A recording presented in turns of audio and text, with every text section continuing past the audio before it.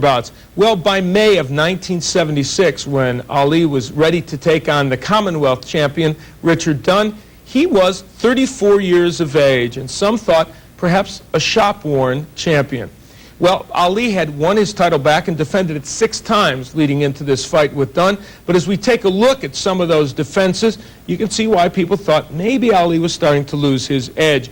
The fight with Jimmy Young, of course, one that many people believe Ali lost. Tough match with Joe Frazier, to be sure, in there. And so Ali might have been on the downside. But was Richard Dunn the man who could beat him? Not too much really here to recommend him. He had wins, but they weren't against any heavyweights of note, and many people believe that Richard Dunn was just a stopover in Ali's European tour. And so Ali went to Munich, West Germany to take on the British Commonwealth champion Richard Dunn, who was ready to do his best, but could it be enough? Let's check in with Muhammad Ali and Richard Dunn in 1976. The scene is the Olympic Hall in Munich, Germany. And the challenger for the heavyweight championship of the world, Richard Dunn, the Britisher right there, weighing in at 206.5 pounds. And of course, the champion of the world, defending his title for the 16th time, the great Muhammad Ali. Getting ready for the introductions here that'll take place. In this foreign country, Ali taking his title wherever they want to challenge him. Ferdy Pacheco. Yes, it's wherever and at any time. We traveled the world with the Muhammad Ali circus and ended up in Asia and Africa and at this point, Munich, Germany. Dunn presents somewhat of an obstacle in that he was a tough paratrooper type, and you know he was going to jump out with everything he had at the first round. Well, Muhammad Ali coming in 10 pounds lighter, as I said, at 220, off of that very bad showing against Jimmy Young, which he barely won in 15 rounds his last time out in Landover, Maryland. Dunn up on his toes, loosening up. There is the referee, Herbert Towser, and we are about set to go in Munich, Germany for the heavyweight championship of the world. Can that man right there take it away from that man right there, the champion Muhammad Ali? The bell has sounded for round 1, and out comes the champion, and right away, lots of action, Dr. Ferdy Pacheco. As Richard Dunn is that type of fighter that's going to pressure you. Right off the bat, he came off with a punch that Ali countered beautifully with his right hand. Now, Ali is back into motion, which is what he figures will confuse Dunn. Dunn is plodding into his attack. He's not a beautiful-looking fighter, I would say, Bob. He's sort of a, what you charitably call a stinking left-hander. Well, one thing about this southpaw, the Britisher Dunn, is that Ali has had a problem the last time he met Karl Mildenberger, the German, when Ali said going into that fight, as I recall, that he would have problems. Now, let's see if he's going to have any problem. Thus far, he's moving not only to his right, but to his left, and back and forth, up on his toes, still with the jab, but perhaps slugging it. I'm a little bit surprised he's really going to his opponent early here, Ferdy. Well, the great thing about Ali, is, as you will see, is that he goes both ways. He goes to the left, he goes to the right. He confuses and befuddles people. Dunn's fight is to pressure him here at the very beginning, but it's hard to pressure Ali. He's so tall, and he moves so fluidly and so well. He goes both ways, confuses the fighter. That was sort of an awkward move on Ali's part. Dunn's awkwardness at the beginning here is a little confusing to Ali. Well, there is a strategy when you do face a fighter that leads the opposite way, as he's leading with his right hand, and you do just what Ali does. He's going to his left, and you try to stay outside of his right foot. You just keep trying to take that punch away from him, the right jab away from him. And, of course, Ali doesn't have that much of a problem. He keeps that distance between them pretty well. And his problem is how is he going to get to him real fast and put a little hurt on him so he won't be so brave at the beginning of this. We are midway through round 1 in Munich, Germany at the Olympic Hall. Muhammad Ali in the white trunks, landing with a good overhand right to the chin of Richard Dunn, the challenger. Richard Dunn, he called Joe Palooka at the beginning, and Bob, you wouldn't think he was that old to remember Joe Palooka, would you? Well, I know we're not, so I don't understand why he is. Less than coming up on the 32nd mark now of round 1. Plenty of action here early in this fight coming from Munich. It is scheduled, remember, for 15. There are not many who think it'll go that far. The referee, Herbert Towser, thus far not too involved in this fight. A nice slapping right again to the chin in the face of Richard Dunn by the champion Ali. Not very effective jab by Richard Dunn, sort of just slaps it out there, just sticks it out in front of you. Not very pretty, is it? Not very pretty. As you said, a stinking jab.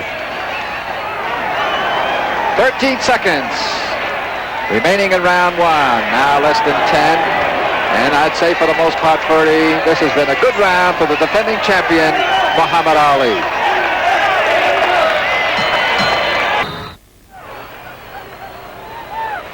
Well, the champion and the challenger up on their feet, waiting for the round to start, and there it is. Round two underway. It is scheduled for 15. It is also for the heavyweight championship of the world, and that is the champion in the white trunks, the challenger in the dark trunks. The southpaw pecking away at the champion. The champion gloves high, taking 1-2 good shots to the chin, the champion does. And they come together briefly. The referee, Herbert Pounser. This gives you an idea of how hard it is to fight left-handed people and look good. Now, you know, Ali's always looked sensational fighting whoever he's fighting. Yet he doesn't look the same when he fights the left hand. He's trying to figure it out. It's sort of an awkward style. It's an awkward pace and rhythm. He can't get it right at the beginning here. He can land with that right hand pretty good right there, but he looks like he's slapping off the hand with it. That's not Ali. That's not the sharp punching, beautiful punching Ali you see. Well, as we look at round two, continue to look at round two, there's an old saying in boxing that styles make fights, and this is a perfect example of that. Perfect example, Bob, and a good point. Ali, with all his speed, trying to overcome this awkwardness of the challenger, Richard Dunn. And Dunn is standing in there fighting with Ali. He is not taking a step backward, and he is determined to do what he can. And look at this. At the very beginning, he's putting in left and right hands. It's just a determination by the English paratrooper. He feels like he must get off and get these early rounds, and so far he's doing pretty good. Pretty good for 3:30 in the morning, because that is the time that this bout got underway, Munich time. Ali rubbing a little lace in the face of the challenger. I don't think he meant it, Bob. He's really a very, very clean fighter. One of the cleanest fighters I've ever worked with. In all the tough fights that he's had, he never resorted to dirty tactics if he could help it. Well, with his talent, he really didn't have to. That's the punchline of that story. But meantime, here we've got Dunn standing there, and still Ali not doing too much to him the second round. And look at him getting in with the left hand. Good shot by Dunn. Perhaps his best for the first two rounds. But Ali comes right back and snaps the head back. Once, twice, almost looked like he hurt him. He did hurt him. They're coming back, and they're going right into action, and that's toe-to-toe action. I think he hurt Dunn, but Dunn is fighting right back. Well, he's showing Ferdy he can take a good punch, because he took some haymakers from the champion, but there he is, coming right back. The tough Britisher. Less than 30 seconds now remaining in this exciting second round from Munich, Germany. I must say he could have gone down from any one of those shots. It wouldn't have been a surprise. He got some flush right hands right on the chin, and he came back with his own lefts. Well, still pressing, still coming forward is the challenger, as we are well under 10 seconds now and counting down round two. The bell has sounded for round three, and coming out of the corner and taking it right to the champion is the challenger, Richard Dunn. We're going to see, Ferdy, if Ali can follow up the way he concluded round two with a tremendous barrage to the chin of the gutsy challenger, Richard Dunn from Britain. Well, I wouldn't think that Richard Dunn could take another round of that kind of punishment, because that was really tough stuff that Ali was throwing in there, and it was landing flush. I don't think there's any question, as I mentioned earlier, that Ali, a much trimmer, better conditioned fighter in his near upset loss in his last fight to Jimmy Young, the American, is trying to, as you see, dance around, become the old Ali. There it is, a little bit of shuffle coming up here, perhaps. 1-2 combinations like that. But Dunn comes back and slaps him with a couple of goes to the body. But Ali says, come on, Richard, give me some more of that. Ali's literally running across the ring at him. He was mad that he was interrupted in mid-dance there. He was really looking good. He's showing off for the people. He's showing them that this Ali is the same old Ali that can dance around and pop that jab and look good and nobody can get to him. And of course, Dunn interrupted the dance by driving him into the corner with a series of punches and making him look bad. So Ali is back, and let's see what he does to Mr. Dunn for his rudeness. Well, it doesn't look as if the punches, perhaps from some of that punishment, that there is effective coming from Dunn. I noticed the last couple there, just sort of just sticking the glove out, not really putting the shoulder and putting the weight and stepping in with the punch. He's very tentative with his punches. He's just sort of trying to feel out where he is, and that doesn't hurt at all, and it really gets you killed if Ali starts counter-punching over that. You really, in boxing, you got to go all out. You got to let your shots fly. We're in round 3. It is scheduled for 15. Just under a minute now in round 3. Ali keeps going to that straight right hand. There he landed it again. Just as I said it, he's apparently seen a weakness in Dunn, and he is exploiting it to the fullest. The last round, he almost knocked him out with that right hand. And there's Dunn in a nice exchange, driving Ali back into the ropes. Well, Doesn't seem to bother him. He has seemed to, he'll snap out that right hand for 2 or 3 times and then jump in with the left. See if he does it again. He has done it very effectively here in this round as we move inside of 30 seconds of round 3. Pretty good jab on Dunn, not bad. There it is. Puts 1, 2, jabs twice with the right, gets him off balance a little bit, being the southpaw, and then follows it up. Not doing bad this round. That was a much better round than the second round as we count down to 7 seconds. Okay, that's it. The seconds running out on round 3.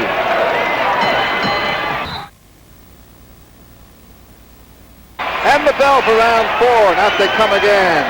The challenger, Richard Dunn, on the left, backing the champion Ali into a neutral corner momentarily and slapping away, and sends a good right and from behind the back hook. I've never seen that punch before. It's a Pete Maravich punch. Scheduled for 15. It's coming to you from Munich, Germany, and the first bell was 3:30 a.m. Munich time. Tremendous punishment taken by the challenger Dunn in round 2, and then came out pretty good in the beginning of round 3, the last round, but was catching pretty heavily at the end of round 3, and we are now into the first minute of round 4. This is only going to make Ali mad. Ali's got to step on the gas here a little bit now. He showed the crowd that he can dance. He showed the crowd that he can punch this tough British paratrooper at will. Now it's a question of really getting down into the trenches and making it pay off. It's about time to make it pay off. Good right. Backed him up a little bit. Those right hands another one are the payoff of this fight. They're just getting Dunn in trouble already. Well, they call him Old Lantern Jaw, and just how much more punishment that jaw can take before this man starts. Oh, a tremendous! And down goes the challenger, Richard Dunn. So it's just a matter of time before those right hands could really get to him. Now, Ali is saying, come on, and from a kneeling position, Dunn is saying it ain't nothing. Well, I tell you what, he's bouncing around, but let's see here. I know the champion's going to come right back. Another right, another one. Dunn seems to have come out of it a little bit, but he's taking tremendous blows to the head, Bernie. And Ali seems to have forgotten he's got a left hand. He just threw about 6 straight rights. There's another one. He knows he can land that right hand at will. Now it's an uppercut. Tremendous courage, I think, Bernie, by this challenger. He took a tremendous right and another left that sent him down. He got up, his legs were really wobbly, but yet here he is. He's coming up, and he's taken several more blows.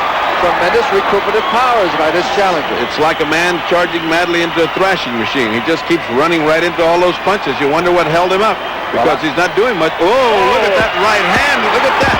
And he comes right back. He's stunned, and he comes right back. What a classic reaction. What a classic reaction to a punch. And he's still there. Could you believe that he would survive that? Can't believe it. And Ali now less than a minute to try to finish him. This is what you call Ali the Merciful. He's letting him off the hook. Oh, he's dashing right hand sends him abruptly to his knee. What a punch. That right hand's been getting in all night, and now it's paying off big dividends. But here is Dunn again. Into the fray. Again. Third time. He comes up swinging, and he's going to get a count. A jab from a kneeling position, and you punch even Angelo Dundee doesn't teach that one. Well, here's the count, and there's only 3 seconds to go in the round, so obviously he is surviving. The bell ends round 4, and Richard Dunn, who had been down 3 times, comes up swinging in the final seconds. And what an amazing round. They could preserve that in the Hall of Fame of boxing. I never saw a guy react to right hands like that outside of a movie in a long time. Well, here's a look at it, Purdy, and how he ever gets up. Look, It's not funny, but it has a comic overtone to the way he bobbles around. It looks like Charlie Chaplin doing one of those numbers. But you cannot take away from Dunn. Imagine getting up from those things and getting up fighting. What an indomitable spirit this man has. Well, they call him Lantern Jaw. I'm renaming him Steel Jaw. I can't top you, Bob, because he really does have a steel job. But Ali is telling him this round is it. And Dunn saying, come on. Dunn saying, come on, I can't wait to get hit again. There's Ali pointing to the canvas saying, that's where you're going, Mr. Dunn. You right there. Let's see. The bell for round 5. Let's see what happens. Can Ali put him out after putting him down 3 times? Oh, says Dunn, I'm coming right after you. Dunn has got no shortage of courage. It's amazing that he's got that stamina and that endurance to come back at Ali after 3 knockdowns.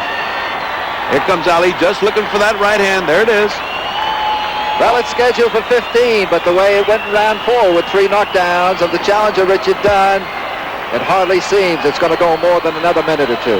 Ali can almost tie his left hand behind him because he's taken a one-handed approach to this fight. I guess he figured with a left-hander you can cross that right, and that's what he's been doing. He's letting Dunn rest and get himself together, which might be a bad idea. Well, he seems to come out of it. The cobwebs are out of his head, at least momentarily. Of course, Ali in this round, number 5, has not really put a haymaker on him. No, he hasn't landed that right hand yet. He's now gone back to using the left a little bit to set up the right, which is, of course, great fighting technique. Good left. Nothing works without the left hand first, as all great boxing trainers will tell you. This is an exception, this fight, since he's landed a lot of right hands where he never threw or even started to throw the left hand. There it goes again without even a hint of a jab. There it goes again. Well, obviously those punches by Dunn don't have too much behind them because Ali is sort of just letting him, hitting them almost at will, and just that he's throwing them is good enough. Just that he's standing right there in front of him throwing them. That seemed to short-circuit a few circuits that time. Well, some thought that Dunn didn't deserve to get in this ring with this great champion, but I would say he's proved that with honor, beyond doubt. He's fought with honor. There's no question about it. You can't ask a fighter to play harder than this. Admittedly, they're a different class of fighter. Muhammad Ali may be the greatest fighter that ever lived. He's not fighting that kind of a fighter right here, but he does have all kind of heart, and it is a legitimate championship contender that is in there. Well, he may be making a mistake, Dunn. Looks like he's sort of leading with his chin a little bit. There he goes down. Another right cross by the champion. And for the 4th time in this fight, as the referee mentions to Ali to go to a neutral corner, Ali seems to care less. Dunn is up at about the count of 8. And we're back with the action. And Ali winding up. 1, 2, and he goes again. It doesn't seem to be any question that he should not continue. Well, he's out on his feet, Bertie, and as a doctor, you know it's about time. And look at Ali. Look at Ali's windmilling style. That's it. The referee, Herbert Townsend, is stopping it here in the 5th round. Still the heavyweight champion of the world, successfully defending for the 16th time. Muhammad Ali being greeted by his well wishes and back into his corner. Well, one thing significant about this successful defense for that man, the champion Muhammad Ali, he's come back from a poor showing against Jimmy Young that he barely won in 15 rounds, and he once again showed the Ali of old. Very effective jabbing, moving, tremendous right hand punches to the jaw of that man right there, Richard Dunn. But no doubt about it, from about the 3rd round on, that this was going to be Ali's fight, and he was going to remain as the heavyweight champion of the world. Muhammad Ali winning it in the 5th round on a knockout. So Ali mercifully put an end to his fight with Richard Dunn. Richard Dunn gave it his all and created some excitement in that match up until Ali finally decided, I better get rid of this guy. Some even thinking that Ali carried Dunn for a few rounds to give the people a better show, and he was the master showman on that night. Well, you know, this fight gave Germany a chance to host another Muhammad Ali fight. A decade earlier, Ali had been to West Germany to fight Karl Mildenberger, and remember at that time he was greeted with such enthusiasm. The Europeans really were mesmerized by Ali, and it was so good that they decided they better bring the Ali show back to West Germany. And of course, this fight also enthralled the fans, even though Richard Dunn wasn't the greatest opponent on earth for Muhammad Ali. Well, this was Ali who was the showman, the master boxer. We saw it here against Dunn. We saw it against Jerry Quarry. Corey overmatched against Ali. A good heavyweight, really, made to look like a bad heavyweight. And maybe that was the key to Muhammad Ali. Even when he fought really good fighters, he made them look like less. But then when he fought great fighters, he made them look even more. This was Ali tonight on this show, who was the master showman, was the boxer, and more importantly, was the Ali who could carry an event all by himself. It almost didn't matter what the other guy was doing. And isn't that, after all, what the Ali mystique was all about? And we're happy we had a chance to share some of it with you tonight on Superbouts. I'm Al Bernstein, and I look forward to seeing you next time. Take it easy.